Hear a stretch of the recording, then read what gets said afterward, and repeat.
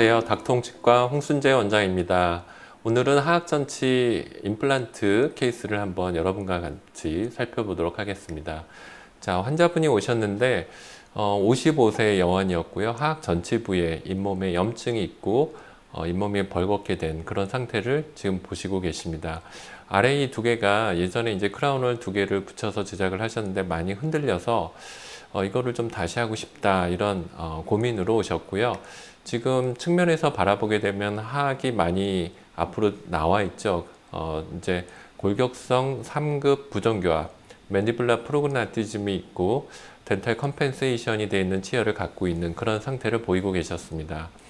뭐 이 상태로 55세 나이 될 때까지 적응이 돼 있는 상태이기 때문에 이거를 바꾼다는 거는 큰 의미가 없을 것 같고요. 저 하악 치아가 두 개가 많이 흔들리고 염증이 있기 때문에 과연 이거를 어떻게 치료를 할 수 있을까 이제 이런 것을 바람을 갖고 이제 오셨던 경우입니다. 링구알 쪽에서 보시게 되면 치석이 많이 끼어 있고 이 두 개 치아가 이제 같이 앞뒤로 많이 흔들리는 상태셨고요. 옆에 이제 측절치들도 약간의 동요도를 보이고 계신 상태였습니다. 처음에 촬영한 OPG인데요.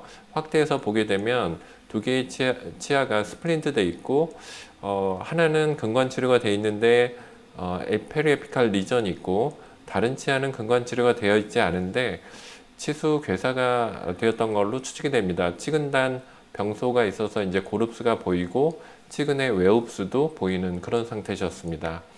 자, 지금 이렇게 잇몸이 이제 많이 붓고 흔들리는 저 치아를 발치해야 되지 않을까. 발치를 한다면 그 다음에 할 수 있는 방법은 측절치 양쪽을 이용해서 브릿지를 하는 방법과 임플란트를 고려하는 방법, 크게 이렇게 나눌 수가 있겠죠. 이 환자는 사람이 이제 지금 성장을 하면서 이렇게 심피시스 쪽에 알베올라본 그리고 심피시스 베이잘본이 이렇게 성장하는 것을 보여주는 그림인데요.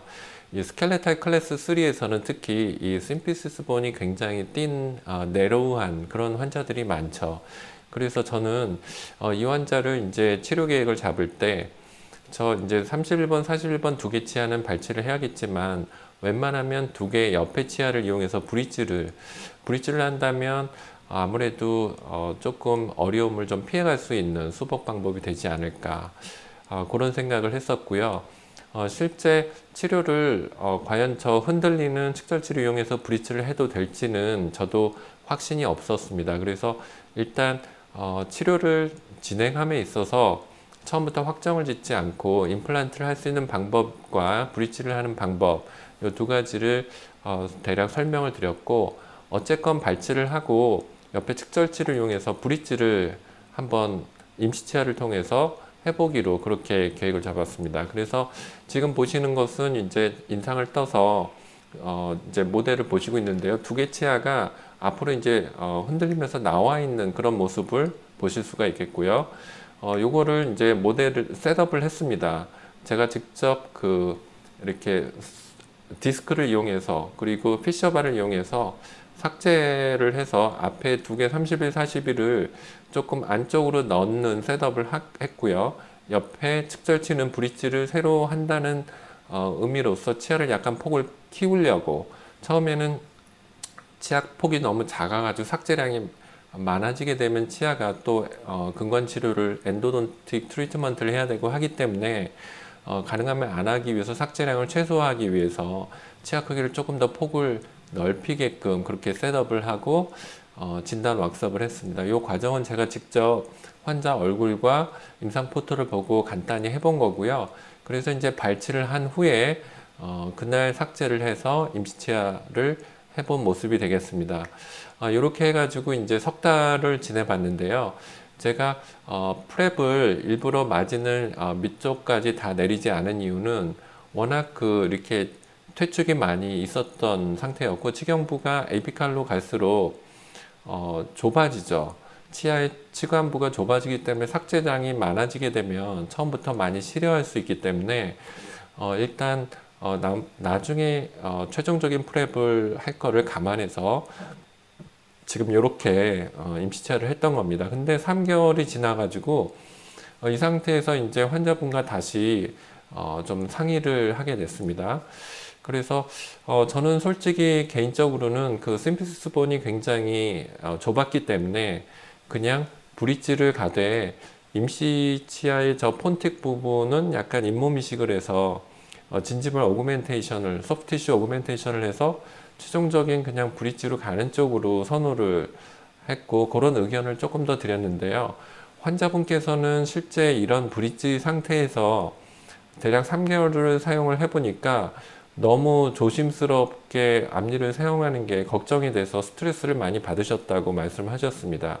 그리고 이제 조금 치아 보험 등거와 관련해 가지고 비용적인 측면에서도 혹시 브릿지를 했다가 얼마 못 쓰고 나중에 임플란트를 하게 되는 거에 대한 걱정을 좀 하셨습니다. 그래서 그냥 측절치를 발치하고 그냥 임플란트를 하시겠다고 말씀을 하셨습니다. 그래서 솔직히 저는 브릿지 쪽으로 가는 거를 선호했다가 저게 사실은 약간 흔들리긴 했거든요.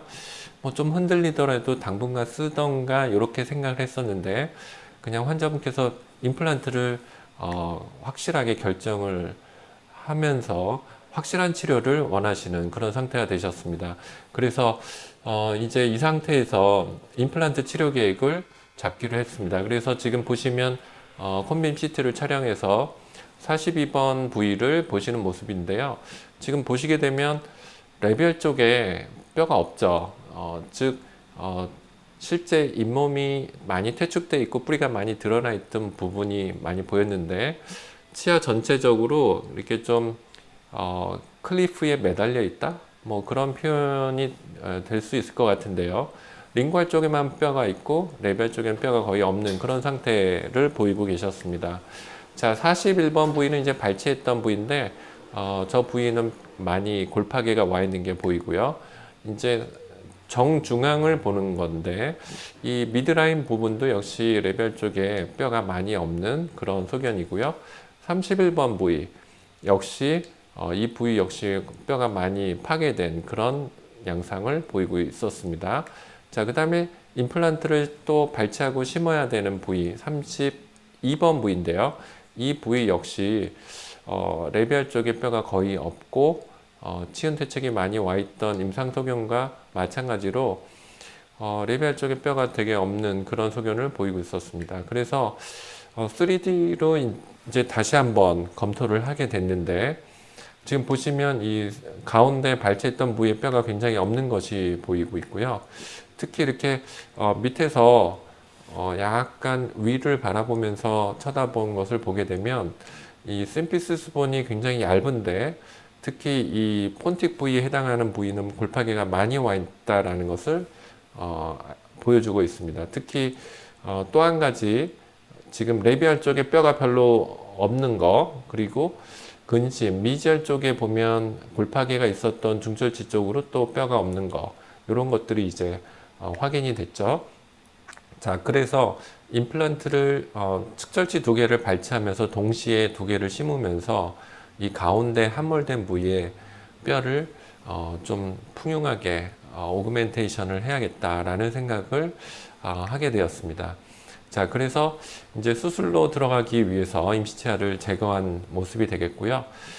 지금 보시면 치아 2개가 모두 동요도가 있었는데 이 상태에서 이제 저 가운데 부분이 많이 리치가 좁죠.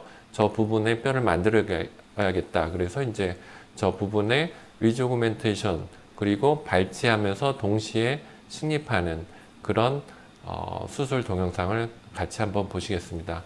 지금 시간 관계상 제가 조금 건너뛰도록 할게요. 이것을 다 보면서 좀 하기는 좀 어려울 것 같아서 지금 조금씩 건너뛰겠습니다.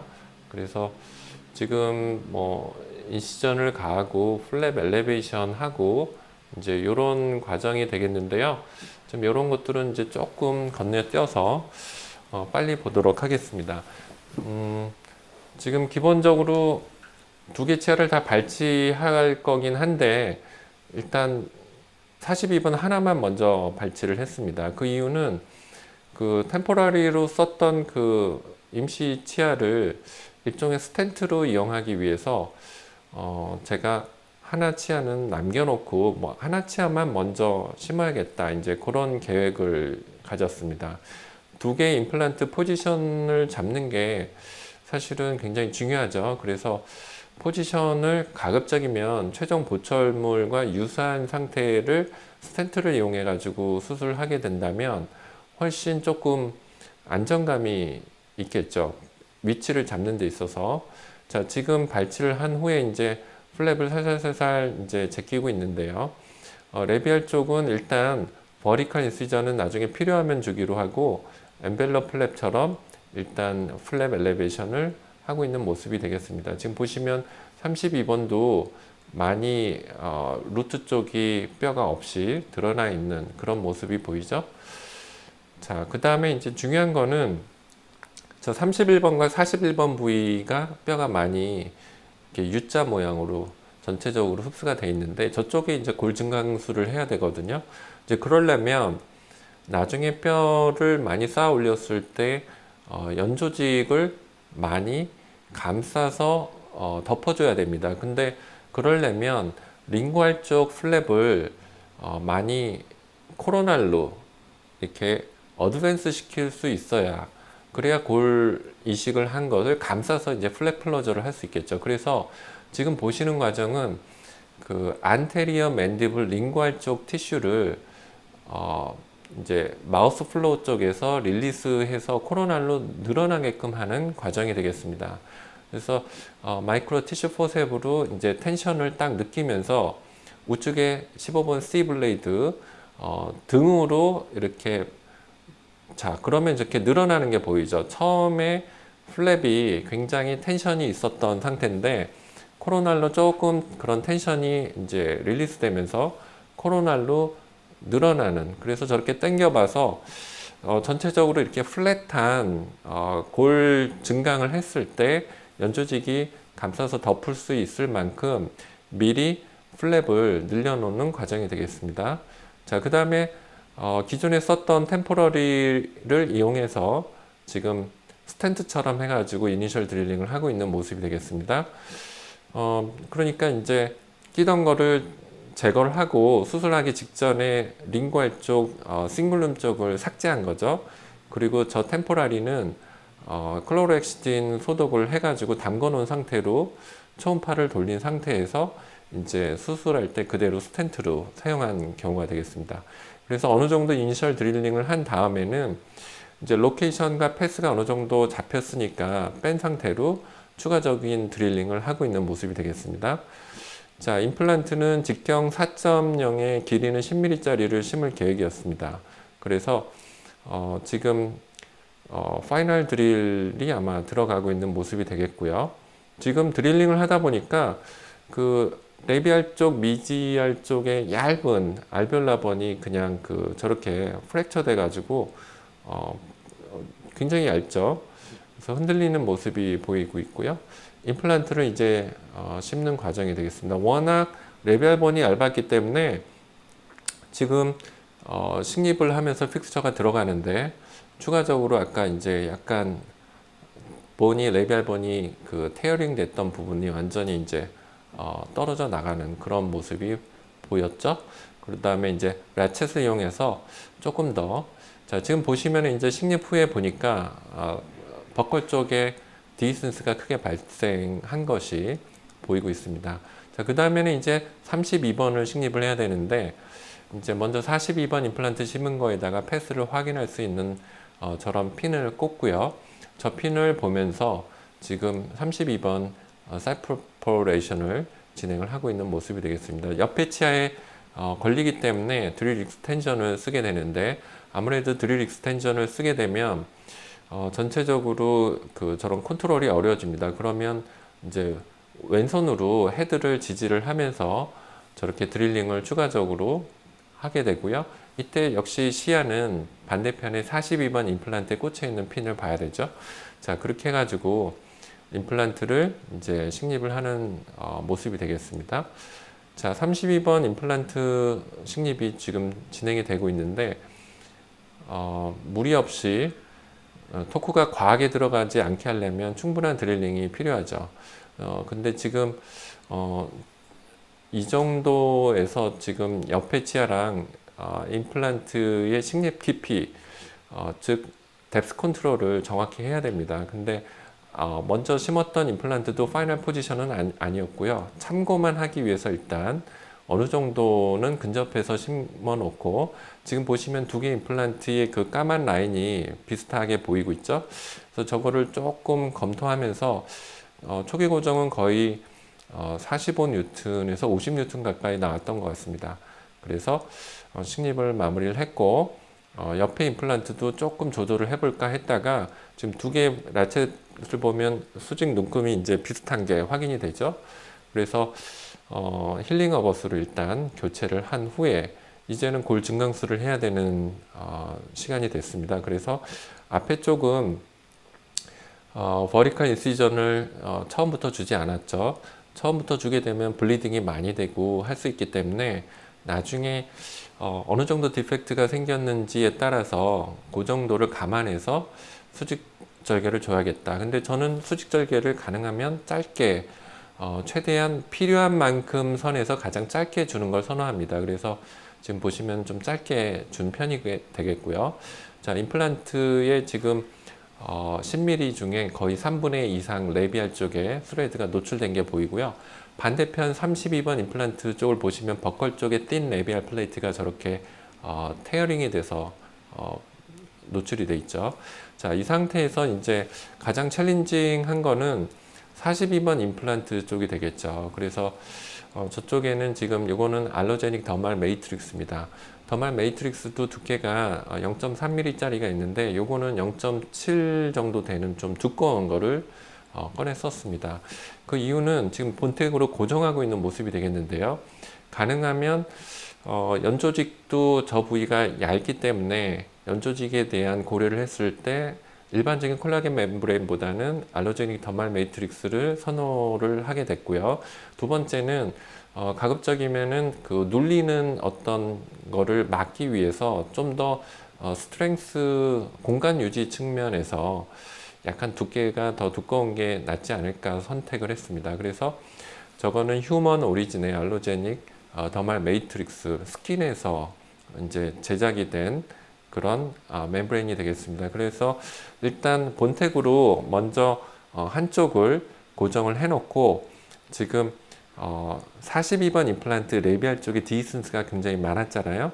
그쪽의 뼈와 지금 41번, 31번 이쪽에 폰틱 부위가 된 텐데, 그쪽에 발치된 부위에 워낙 흡수가 심했기 때문에 그쪽에 지금 고리식재를 채워놓고 있는 모습이 되겠습니다. 지금 사용하고 있는 고리식재는 더 그라프트라고 해서 프로고에서 나온 폴사인 오리진의 제노제닉 본 그래프트 머터리얼이 되겠습니다. 그래서 지금 보시면 가능하면 저 42번 임플란트 레비알 쪽에 디스턴스가 심했기 때문에 저쪽을 상당히 의식을 할 수밖에 없었어요. 사실 폰틱은 뼈가 좀 안 되더라도 큰 문제는 되지 않겠죠. 하지만 임플란트는 문제가 될 수 있기 때문에, 그래서 이제 본텍을 하나 먼저 고정을 해놨고요.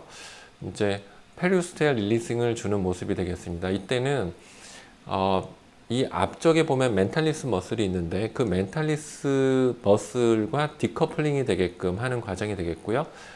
지금 본텍을 이제 추가적으로 고정을 해야 되는데 지금 억세스가 잘 나오지 않는 조금 어려운 부분입니다. 그래서 간신히 억세스를 확보해서 지금 고정을 하는데, 특히 이 쥐인본의 심피시스는 코리칼 플레이트가 좀 두껍기 때문에 저 본텍이 고정이 되기가 쉽지 않죠. 그래서 여러 번 해서 풀로 다 들어간 느낌은 아니었지만 약간만 박히더라도 저 멤브레인만 잡아줄 수 있으면 괜찮겠다, 그렇게 생각을 해서 이제 고정을 시도했는데 다행히 고정이 잘 됐습니다. 자, 그 다음에 지금 보시면 그 레비알 쪽에 디스턴스가 있었던 부위, 그 부위를 많이 공간을 확보하기 위해서 좀 두께가 나오게 그렇게 해서 골 채워 넣었고요. 또 하나 그 베리어 멤브레인 같은 알로제닉 더말 매트릭스인데 두께가 한 0.7mm 정도 되는 제품입니다.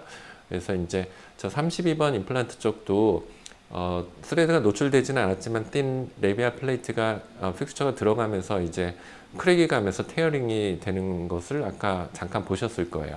그래서 레비알 쪽에 이제 양쪽에 멤브레인을 이렇게 대고 지금 보시면 폰틱 부위에 골 증강수를 추가적으로 시행을 하고 있는 모습이 되겠습니다.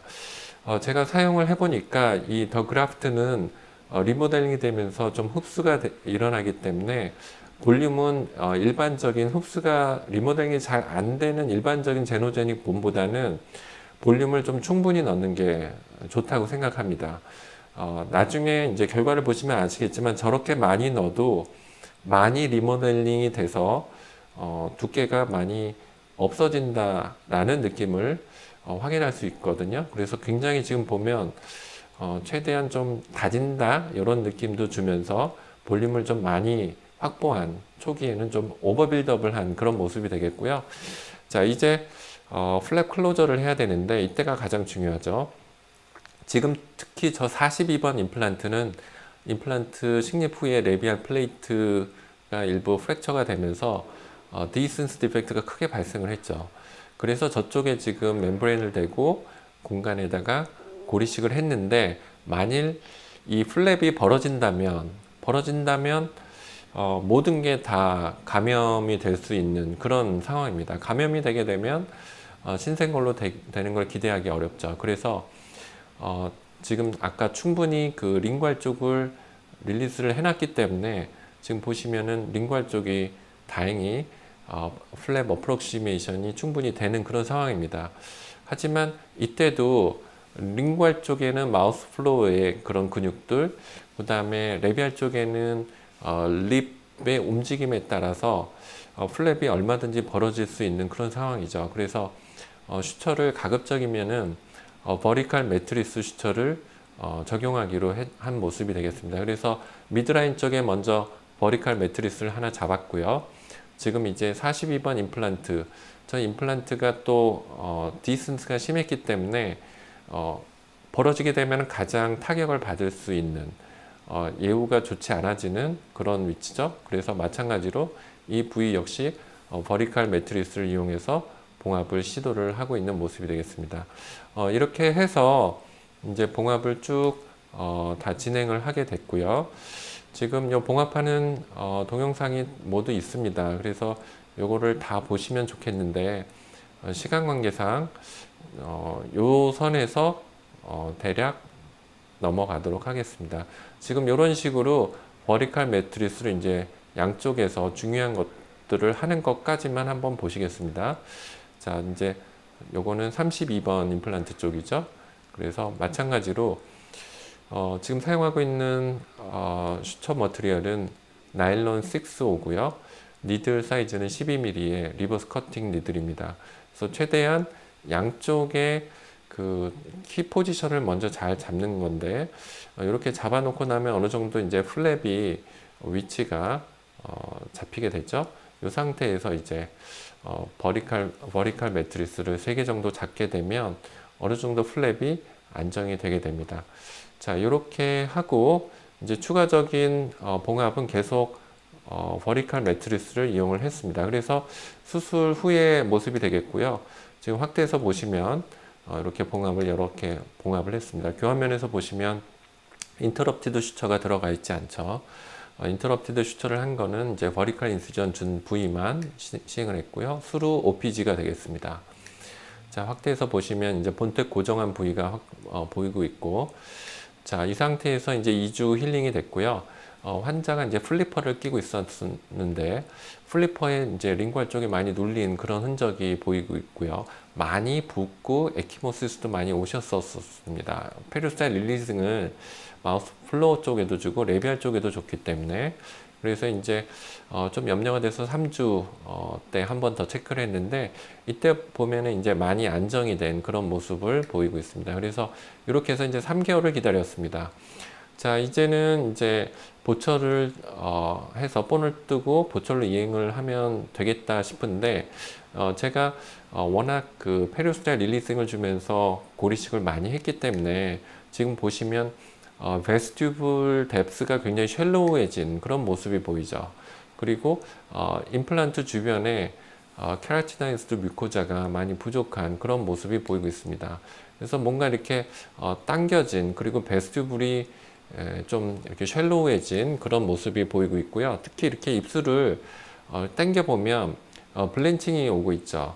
그러니까 이쪽의 움직임에 의해서 이쪽에 허열 현상이 오고 있다라는 것은, 지금 보시면 이쪽 부분엔 다 베스튜블이 있지만 이쪽 부분은 이제 베스튜블라 뎁스가 쉘로우해지면서 입술의 움직임이 페리 임플란트 뮤코자에도 지금 영향을 주고 있다.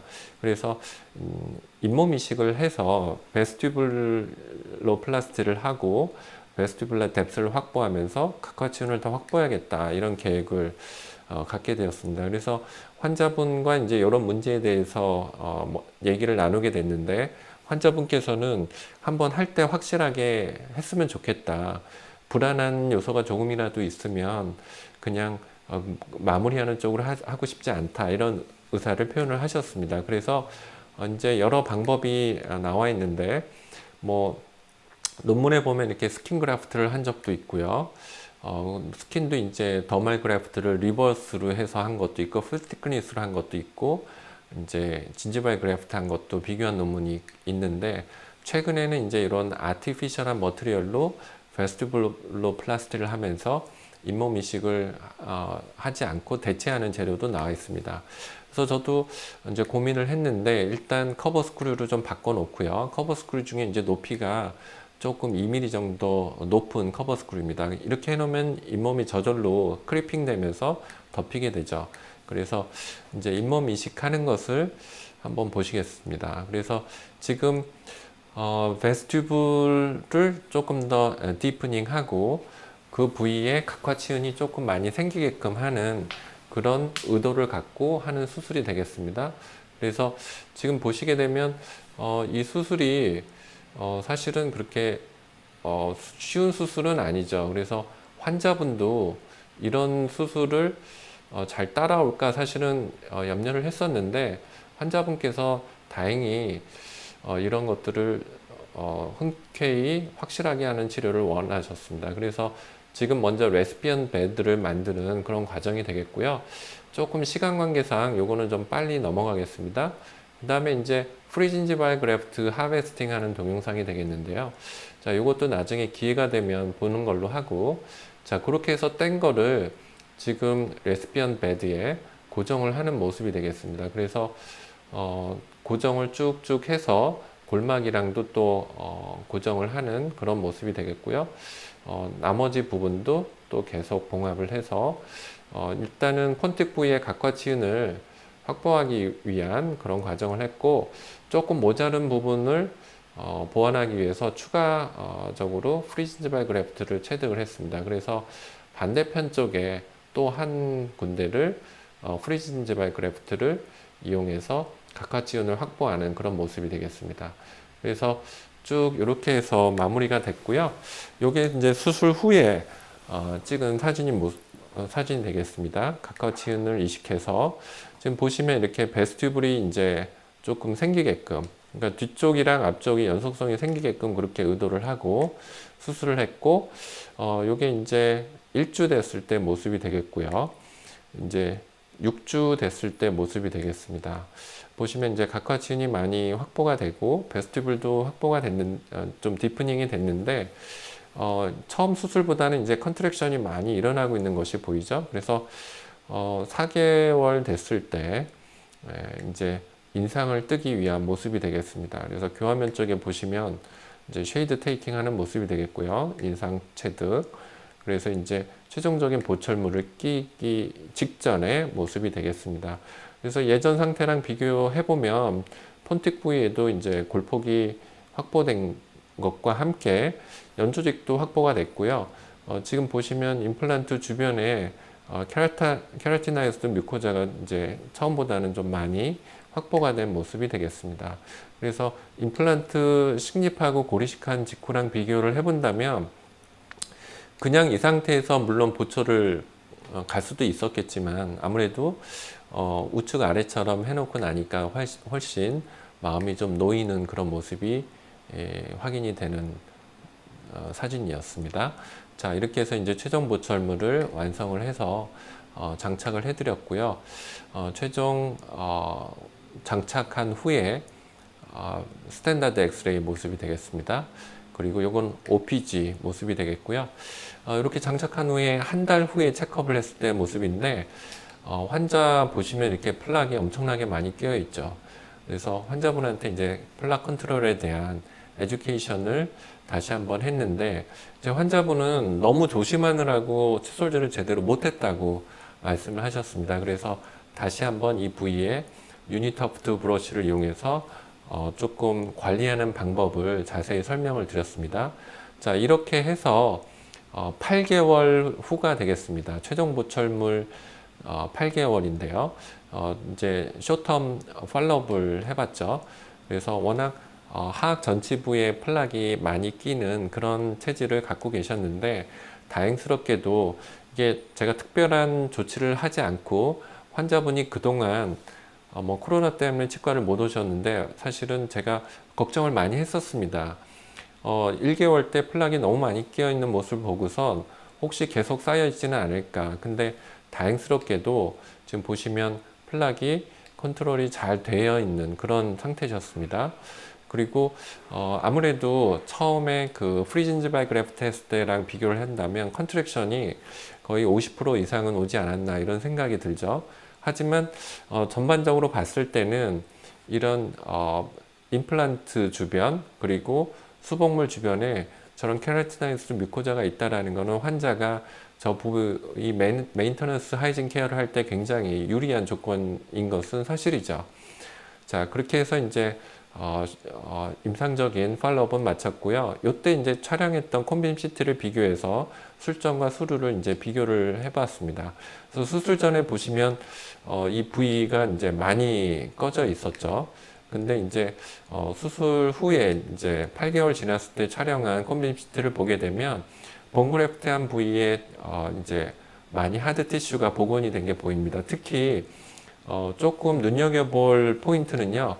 본택에 의해서 이렇게 고정이 되어 있는 사이는 컨벡스한 그런 형태를 잘 띄고 있죠. 근데 이쪽에 조금 배리어 멤브레인이 고정이 안 됐던 부위는 상대적으로 좀 볼륨을 많이 잃게 된 모습을 확인할 수 있었습니다. 자, 이런 것들이 바로 그래프트 머티리얼들을 스테빌리제이션 하는 방법에 따라 결과가 달라진다는 것을 확인해 볼 수 있는 그런 결과가 아닌가 싶습니다. 자, 그래서 이제 단면을 섹셔널 이미지를 한번 비교를 해 볼게요. 자, 처음에 그 42번 임플란트 부위죠. 지금 보시면 이 부위는 발치하고선 스레드가 많이 노출돼 있던 부위, 이렇게 재생이 됐던 부위입니다. 임상 사진을 보게 되면 그 수술 동영상 캡처한 건데요. 이렇게 뼈가 없었던 부위죠.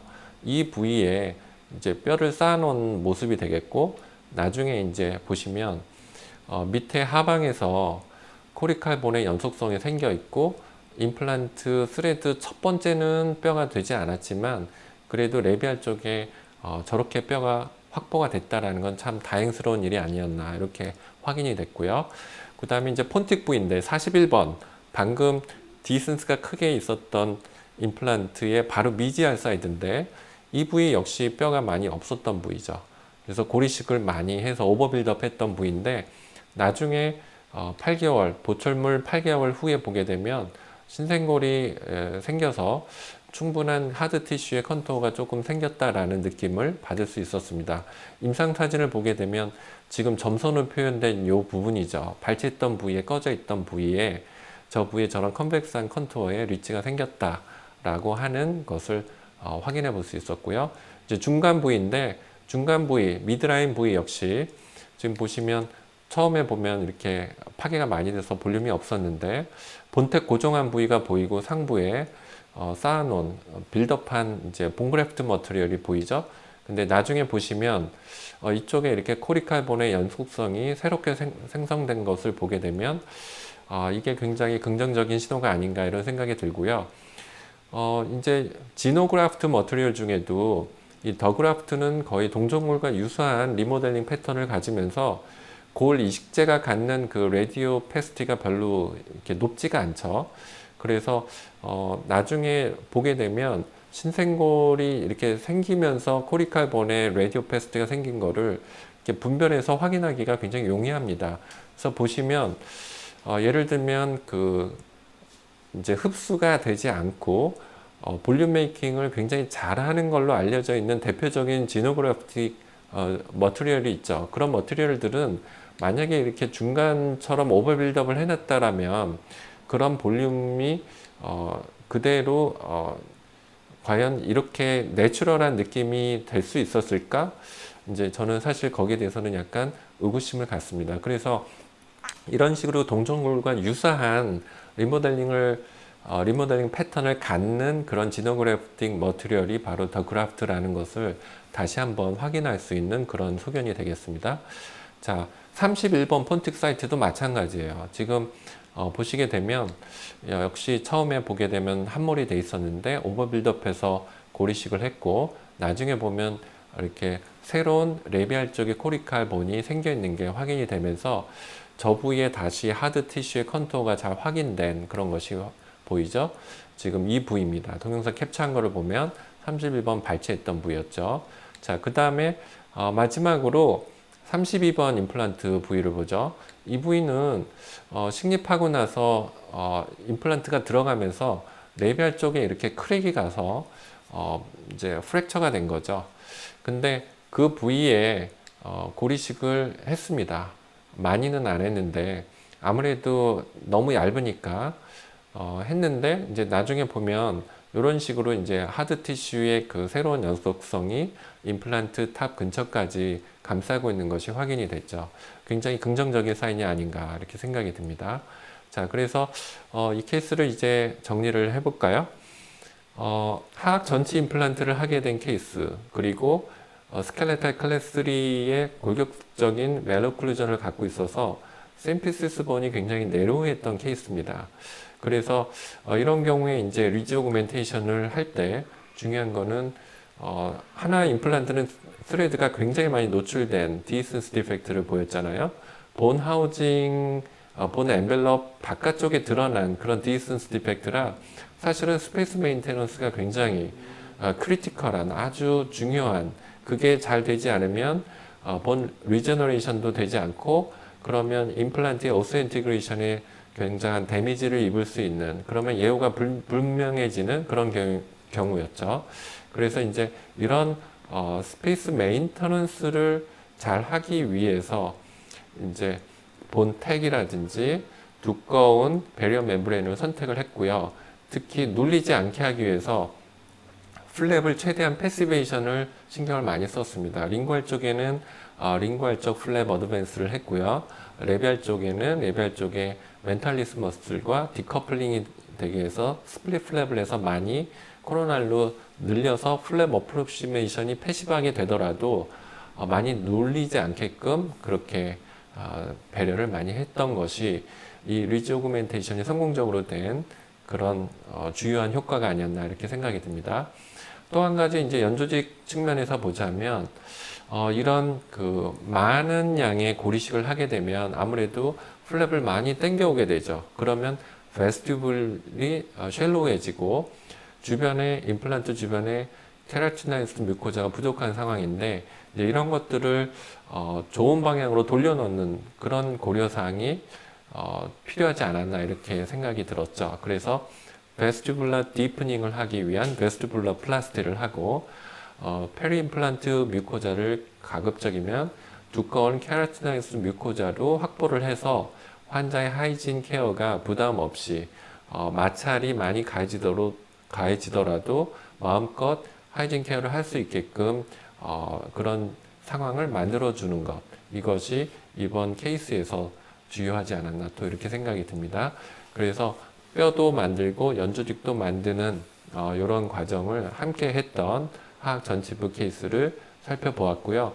나중에 저 연조직 부분만 따로 자세하게 볼 수 있는 기회가 되면 한번 그쪽 영상을 여러분한테 제공할 수 있도록 그렇게 한번 해보겠습니다. 오늘 이 시간에는 그래서 골 증강술 위주로 해서 골 조성이 성공적으로 된 걸 확인한, 그렇게 해서 마무리가 되었다는 것을 확인했던 것으로 이번 케이스를 포커스를 잡았고요.